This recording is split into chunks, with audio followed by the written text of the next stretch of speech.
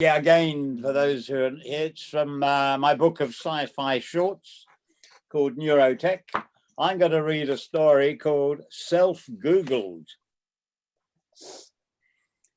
Hussein Carmichael was at a loose end. His live-in partner was away for 10 days visiting her parents, and he'd just sent off a document he prepared for a client, and now had nothing to do until supper. So he opened his browser, typed his name into Google, and clicked search. Sharing a name with the President of the United States didn't help. With 36 million links, page after page came up with a variety of Carmichaels linked to Barack Hussein Obama and from Hoagie to the King of Jordan, and not forgetting a former Iraqi leader. But he pressed on regardless in a zombie-like trance. Around page 50, his own name jumped out at him. Intrigued, he clicked the link, which took him to the website of a graphic designer. There were no other clues about this other Hussein Carmichael, but there was a contact email address. Out of interest, he decided to shoot off an email. Hi, Hussein, I saw your name, our name, on Google. I visited your site. Very impressive. Would you be interested in swapping info? Just seemed odd to me that there are two of us living in the UK. Over to you if interested. Hussein. He clicked send, switched his laptop to sleep mode, grabbed his coat and went out for supper and promptly forgot the email he'd just sent. 2 days later, he was surprised to see in his junk mail a reply from Hussein Carmichael. Hi, Hussein. Fascinating indeed. A quick bio from me. I'm 34 and a designer, married, no kids yet. I live in Finsbury Park and work near Russell Square for a large design group. Studied graphics at the University of Kent. Mother Iranian, married a Scot, hence the name. How about yours? Hussein. Hussein couldn't believe the coincidences and immediately hit reply and emailed back, Hi Hussein, unbelievable. I'm also 34 and my mother was Iranian and she married a Scot as well. Not only that, I live and work in London, commuting Clapham to St Paul's 5 days a week. I'm a solicitor though, read law at Edinburgh. My God, we must do lunch. Can you suggest a day during the week? Hussein.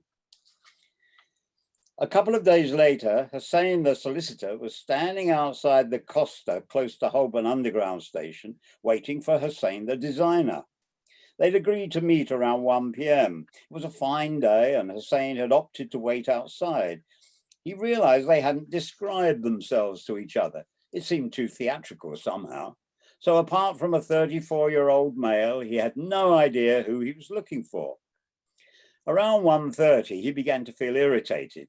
He searched in his pockets for his mobile, realizing with horror he'd left it in his raincoat back at the office. Ah, bollocks.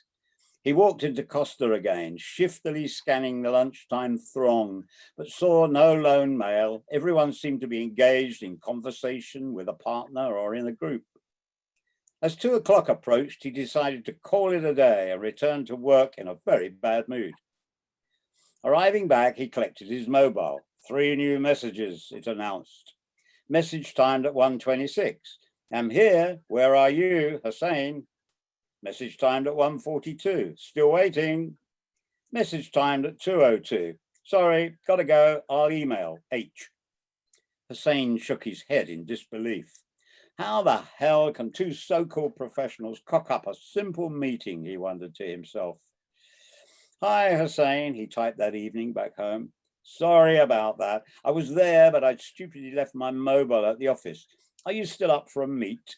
This time, let's describe ourselves and maybe I'll wear a white carnation or something, smiley face.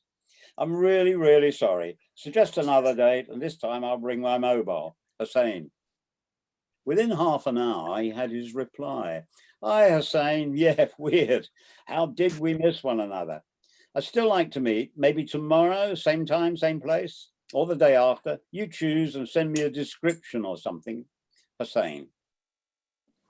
2 days later, Hussein was beginning to feel very uncomfortable. It was 1:15, and again he was standing outside the same Costa, this time looking for someone of similar build and height to himself, but with long hair and a goatee beard, wearing a black leather jacket. Hussein had told the other Hussein that he too was 6 feet 12 stone, but short-haired and clean-shaven, and would be wearing a dark grey suit, white shirt and sober tie. The solicitor's uniform, he cracked. He produced his mobile, scrolled to Hussein and pressed green. Hi, Hussein, where are you? Yo, I'm outside Costa's. Where are you? Yeah, I'm here. I can't see you, though. Hussein looked rapidly from left to right, trying to spot someone on a mobile. Mate, I'm right in the doorway. I still can't see you. Shit, man, so am I. You sure you're in the right Costa at the junction of Holborn and Kingsway? Of course, but where are you? Hussein began to feel uneasy. Had he hooked up with a nutter? Was the guy standing across the street videoing the whole thing? And would he put it on YouTube or Facebook and it'd go viral? 70 million hits and he'd be #1 on RudeTube, the laughing stock of the whole world. What's going on? He asked meekly, yet angrily convinced now that this charade was some kind of practical joke, that he was the butt, the sucker, the mark. You tell me, man. All I know is I'm standing in the entrance to Costa's in High Holborn, wearing a black jacket like I said I would, mobile in hand, and I can't see you anywhere. You sure you're in the right place? Of course I am. I'm standing in the doorway and you're definitely not here. Oh, this is too weird, man. I'm going. I'll be in touch. And the phone went dead.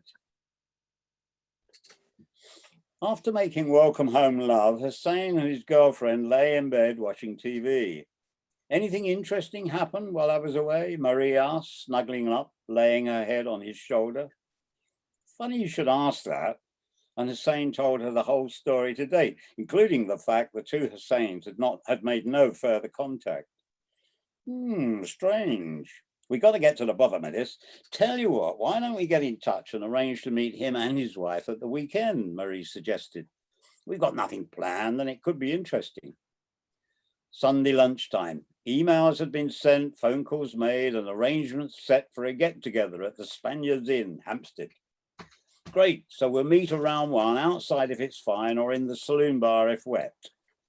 This time they had swapped photos. My God, Marie had exclaimed, you are very similar. Same build, same black hair and skin tone. Must be the Iranian in you. Wow, his wife's hot, Hussein whistled, then grunted as Marie dug him in the ribs. Let's hope he fancies me too, she laughed. Could make this a very interesting meet. At 1:10, Hussein could stand it no longer and called Hussein and Brigitte. Hi, where are you people? We're outside the pub. So are we.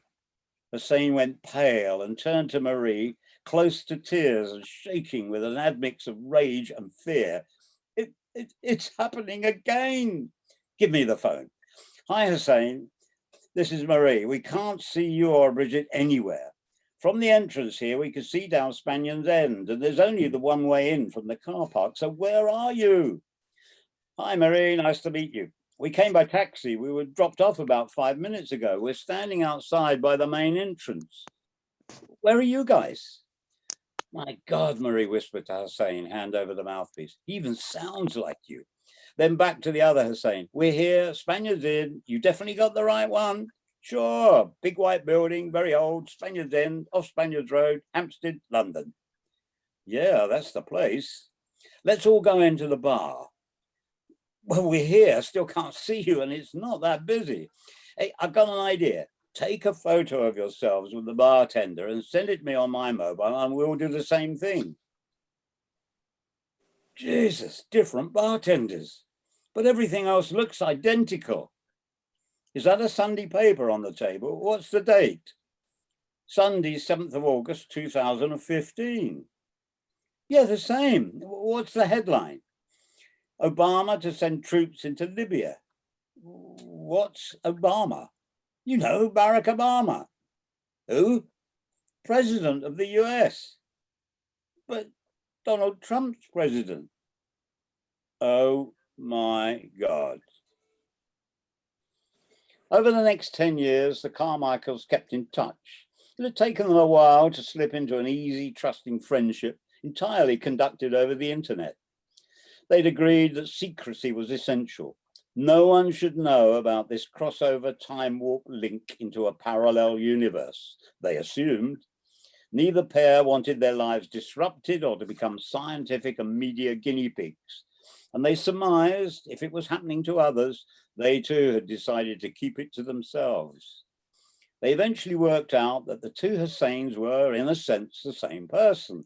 That decisions, or rather one particular decision at a precise moment in time, had made a fork in his life, and each Hussein, or rather their collective mass of particles and waveforms, had drifted into two parallel worlds, identical yet subtly different, and could quite happily exist in two places at once. And that this was probably normal and happens to others over and over again. The oddity here was that they actually knew about it, and only because of Google, and that they could communicate, but only electronically. So they carried on as normal and shared news of their individual worlds, their lives, their children, their jobs, the cultural, sporting, and political differences, who was in and who was out, even the slight shifts in language and attitudes. Both Husseins were fanatical football fans, supporting the same team, of course, but experiencing varying levels of success with different players, different managers. And Maria and Bridget struck up a deep online friendship, comparing the similarities and differences between their man. It was fun and fascinating and their secret, until one day, a nuclear war between the US and China put a sharp, one-sided end to it all. Ta-da. Over.